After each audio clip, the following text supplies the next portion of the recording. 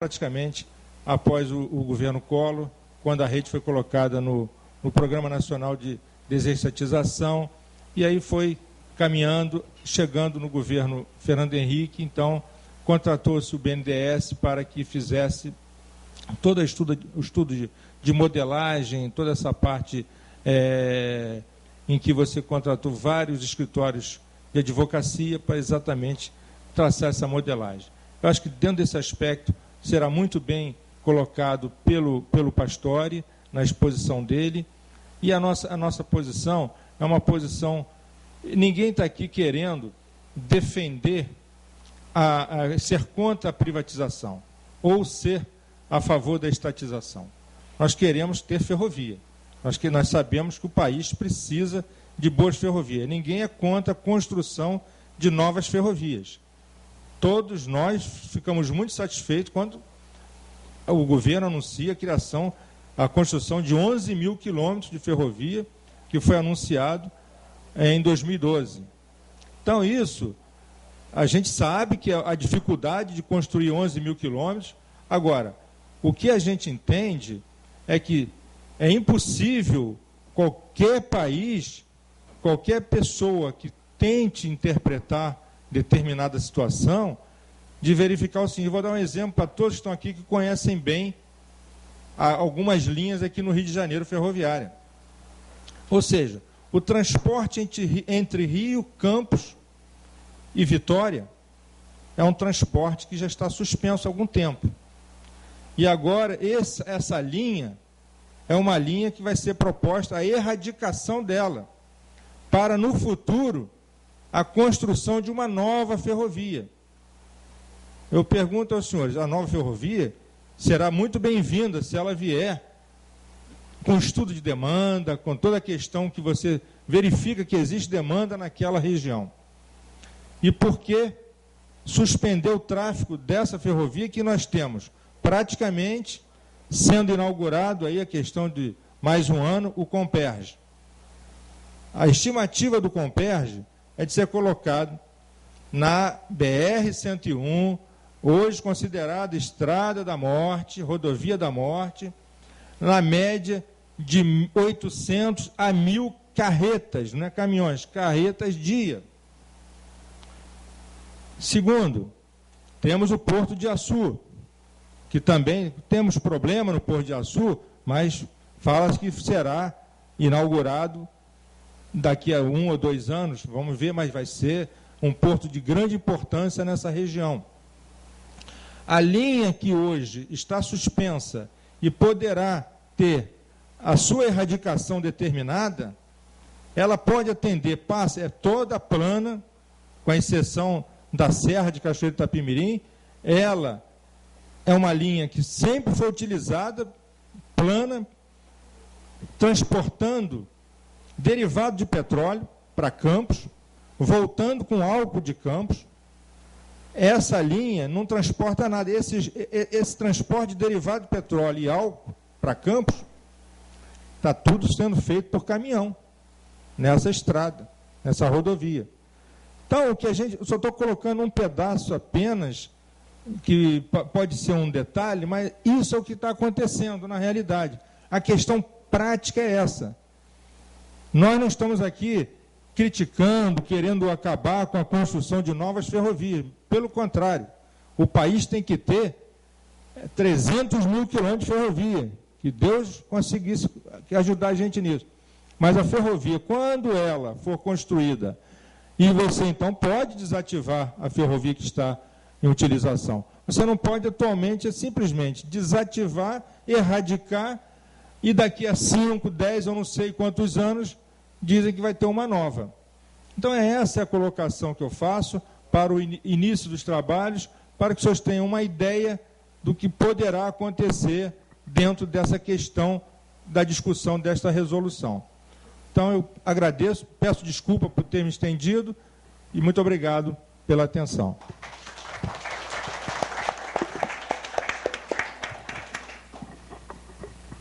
Obrigado. Agora vamos desfazer a mesa, né? Desfazer a mesa. Então, tá bom. E representante do Fórum de Mobilidade Urbana, o Fábio Tergolino, ele vai apresentar aqui uma série de vídeos e informações, né, a respeito da resolução, e vamos também pedir a presença do José Maurício, que também é do Fórum, para falar sobre o projeto Barrinha. José Maurício. E aí vamos montar depois, logo após, a segunda mesa.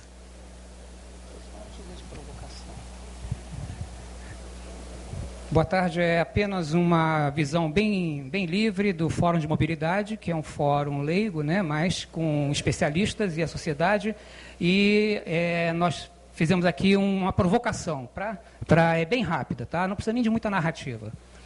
Como vocês viram, né, aqui nós vimos aqui alguns recortes de jornal recortes recentes, né, falando sobre o movimento político em torno do cenário das ferrovias, né?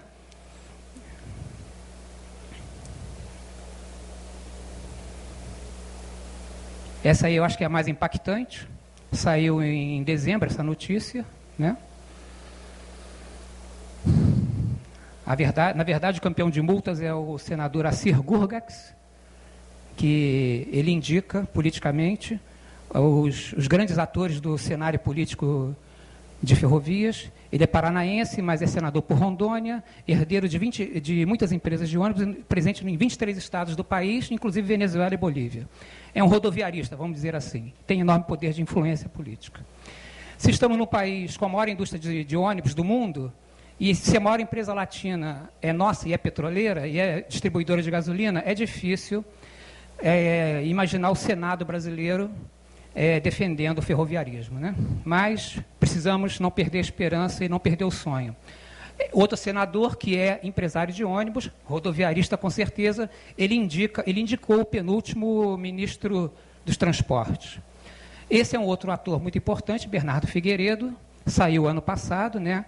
É um defensor do trem-bala e do ferro-anel paulista. Criou muitos problemas políticos por causa disso, mas são estranhas as ligações políticas, né? Ele defende como Assir Gurgax a indicação de Daniel Silgerman, e interessante, Daniel Silgerman já é um contendor com relação às pretensões da Vale e da CSN. E a Vale, nós sabemos que hoje é a maior investidora de transporte ferroviário de passageiros. Aí, rapidamente, um cenário do transporte no Brasil, né? Isso aí que nós vemos ali, a velha fórmula do empresário privado para lucrar. Pequena oferta, né? Administrar a grande demanda e pouca qualidade no transporte. E o grande problema do país, concessões sem regulação. Há 50 anos é assim. Isso aí é transporte sobre trilhos urbano, né? Mas não deixa de ser transporte sobre trilhos. Uma cena lamentável da Estrada de Ferro Leopoldina, né? Que nós já conhecemos. Esse aí é o Barrinha, o episódio que provocou a suspensão do tráfego. E essa aí é a mobilidade que nós temos no Brasil, né? As cidades impermeabilizadas. E o metrô, ele impedido de se expandir por causa exatamente do oligopólio rodoviário que domina o país todo, né? Essa aí é a grande demanda, igualzinha àquela foto de 1950 que nós vimos na Central. São os cidadãos percorrendo a linha na sua mobilidade. Esse aí é o Pátio de Lavras, um pátio totalmente montado, sem utilização, subutilizado, né? É um exemplo do cenário brasileiro. Aí nós entramos nas manifestações do povo, ano passado, em junho, clamando por mobilidade na qualidade de vida, né? E nós vimos que foi um grande movimento que empolgou a todos nós, né? Esse aí é a tentativa de reativar a linha entre Santos e Santo André, parece que já tem verba, como nós sabemos, sempre depende de muitas coisas, assim como a prefeita de Campos foi ano passado a Brasília pedir verba para reativar a linha de Campos a um município próximo ali, que era uma linha antiga, assim como existe uma iniciativa assim, ainda muito tênue entre Angra, na linha de Angra-Lídice, né? Assim como também está o doutor Pastore defendendo aí, o Zé Maurício e tantos outros aqui presentes, né? Defendendo. Isso aí é um exemplo para nós vermos um bairro proletário de Lisboa, nas cercanias da metrópole, atendido por um transporte moderno, né? É um bairro proletário isso, hein? E Portugal está falido, né? É o que dizem. Outra imagem lamentável do Barrinha, né? E um comentário rápido ali. A FCA, detentora do maior número de concessões no país, ela alega o seguinte para devolver as concessões que os senhores estavam falando aqui. Não interessa ao seu cliente potencial, que é o cliente de carga. É interessante, quer dizer, aquilo que está nos editais de concessão não é cumprido e fica por isso mesmo. E, lamentavelmente, a falta de regulação imperando, né? Então, aqui agora é para nós continuarmos, então, aí o painel. Obrigado.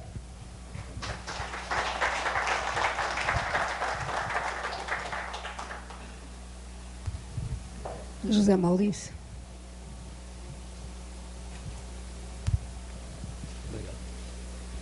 Boa tarde.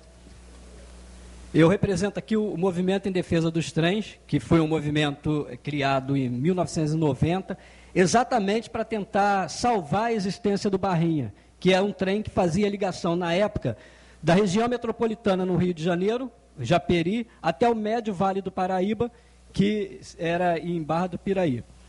E antes ele fazia até a ligação central do Brasil, chegando até Três Rios, e um outro trecho também até Saudades. O Barrinha, quando em 1996 ele sofreu aquele acidente, culminando com a existência dele, a gente já sabia também que ele deixaria de existir com a privatização da rede ferroviária. Então a gente começou a fazer algum tipo de articulação para que ele permanecesse. E, de um lado, a rede ferroviária já disse de antemão que não tinha interesse. Do outro lado, a MRS disse que não poderia explorar. E, dentro do contrato da MRS, haveria ali a previsão de 2 janelas de trens de passageiro, fazendo essa ligação. E foi nesse meio de tempo que a gente fez o contato com a UFRJ, através da COP, e principalmente com os professores Márcio Santos e Ronaldo Palaziano. E então começou a fazer um estudo de viabilidade econômica do trem, da existência do trem. E naquele momento a gente tomou conhecimento de alguns estudos já feitos pelo BNDES, que contratou a COP para fazer 9 estudos de viabilidade dos trechos já existentes.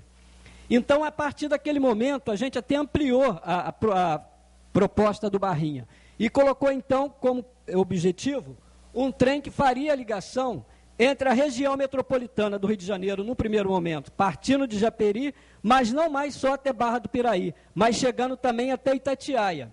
E num segundo momento, e aí aonde teria a ver com essa portaria, com essa resolução 4131 da NTT, aproveitando-se um trecho, a partir de Algesus, em Japeri, viria até a estação Barão de Mauá, aproveitando então um trecho também existente, embora bitola métrica, da Leopoldina.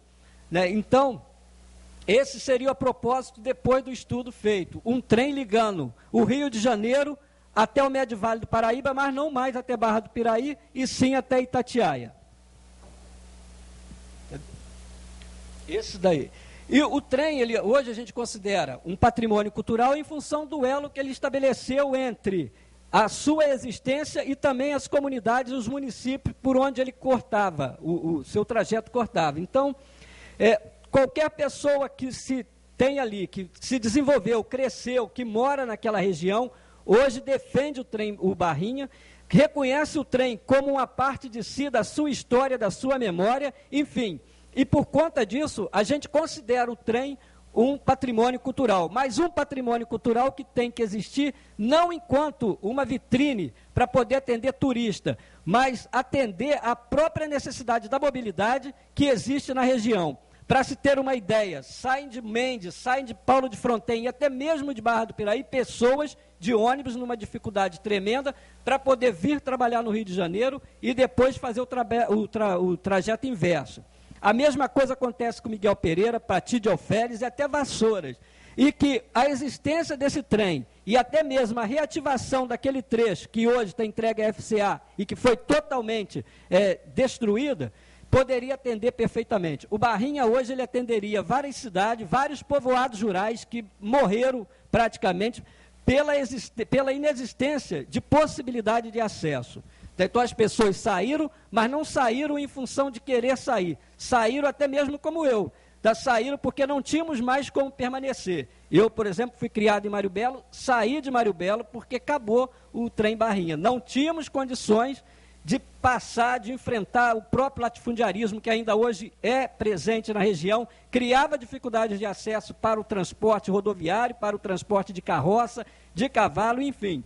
Não tínhamos outra alternativa senão sair daquela região. E foi aí que surgiu a necessidade da gente levar o Barrinha à frente. E devido também à dificuldade das próprias autoridades, na época, de elaborar, num primeiro momento, eu lembro também que nós procuramos a Associação dos Engenheiros Ferroviários, que nos ajudou num primeiro estágio, nessa orientação de como poderíamos encaminhar esse projeto, que terminou, foi concluído com o apoio da COP.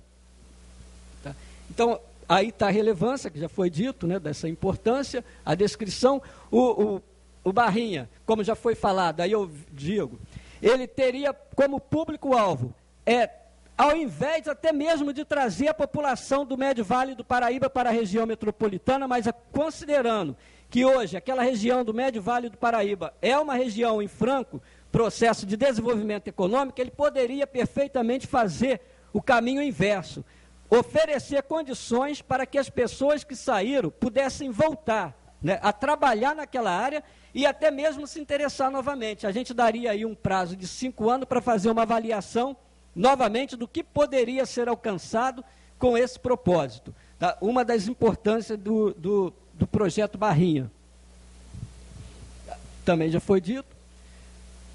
Depois o Estado do Rio de Janeiro também, de forma paralela, ele projetou um outro trem, né, gastou, parece, se eu não me engano, 1.600.000, contra o projeto que foi orçado por nós em 400 mil, também na época, eu não me lembro qual foi, acho que 98, 99, e que o trem que foi reformado, ele hoje se encontra, eu ainda não sei também, mas até pouco tempo se encontrava no pátio do Barão de Mauá, né? E é um trem que também não atenderia a necessidade que nós temos lá, que é um trem mais viável. Existe hoje carros de passageiro totalmente jogados aos cuidados do acaso, que poderiam perfeitamente atender. A gente coloca a imagem de um trem moderno, porque a gente também quer um trem, hoje de preferência um trem moderno, para poder atender aquelas regiões do interior do estado do Rio de Janeiro.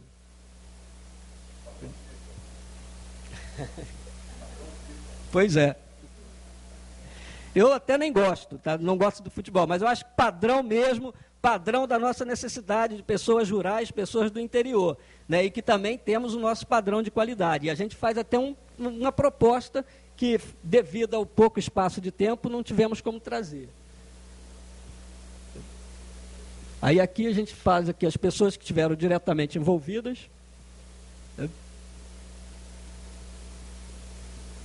Então, essa é a proposta, é o projeto Barrinha, que, repetindo, ele é um trem que tem a finalidade de ligar a região metropolitana do Rio de Janeiro ao Médio Vale do Paraíba, mas não mais só até Japeri. Isso no primeiro momento, e no segundo momento, a capital do estado do Rio de Janeiro até o interior do estado do Rio de Janeiro. Mas, ao invés de trazer as pessoas do interior para a região metropolitana, fazer o sentido inverso, é levar as pessoas da região metropolitana para o interior do estado do Rio de Janeiro. Tá? Muito obrigado.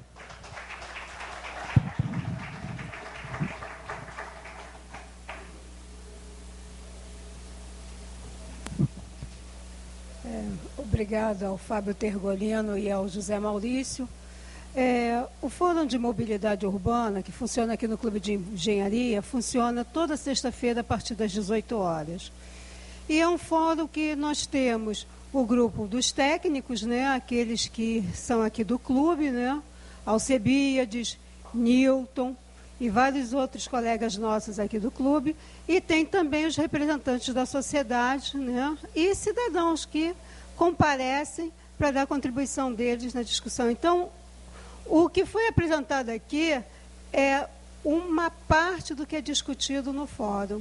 Então, todos vocês estão convidados a participar do nosso fórum toda sexta-feira, a partir das 18 horas. Então, obrigada. No 21º andar, na sala de reuniões. Tá? É aberta a participação de todos.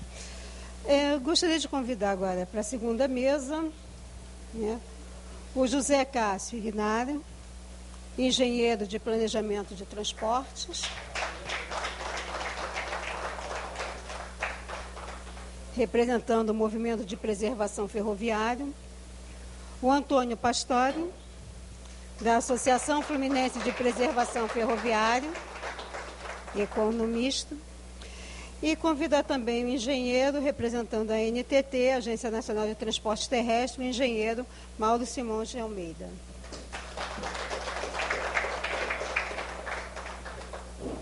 Então, nós vamos iniciar. Cássio inicia, depois o Pastore. Quem começa? Pastore, depois o Cássio, depois o Mauro. Então, tá.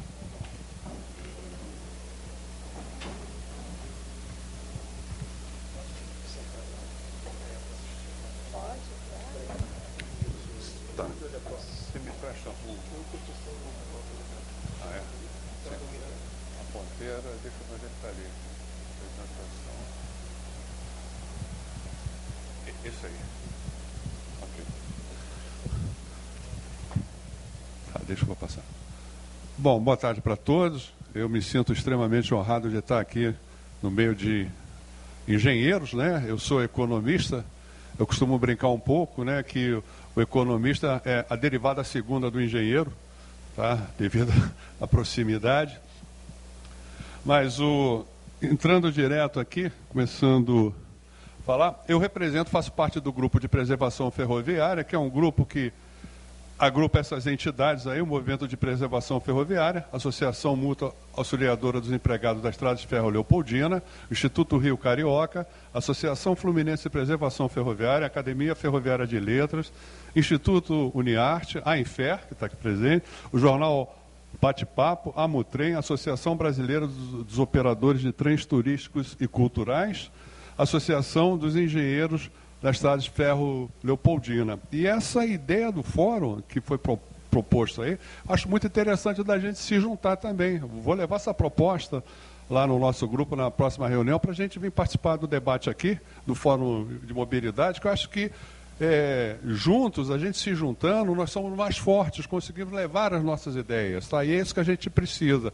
Não pode deixar parar. Infelizmente, as coisas acontecem no Brasil, há um clamor popular muito grande, que nem aconteceu com a mobilização do povo, foi às ruas contra os 20 centavos e outras coisas, né? Houve um pouco de deturpação, mas houve uma manifestação popular, o governo ficou preocupado, mas à medida que o movimento baixou, o governo se acomodou. Os governos se acomodaram. E já vai vir um aumento de passagem agora, né? E vai ter, inclusive, uma manifestação no dia 30, na Central do Brasil, e parece que vai ter uma passeata na sexta-feira ou amanhã, tá? Aqui no centro do Rio, contra esses aumentos, lembrando os administradores, as autoridades, né, que tem que resolver essa questão.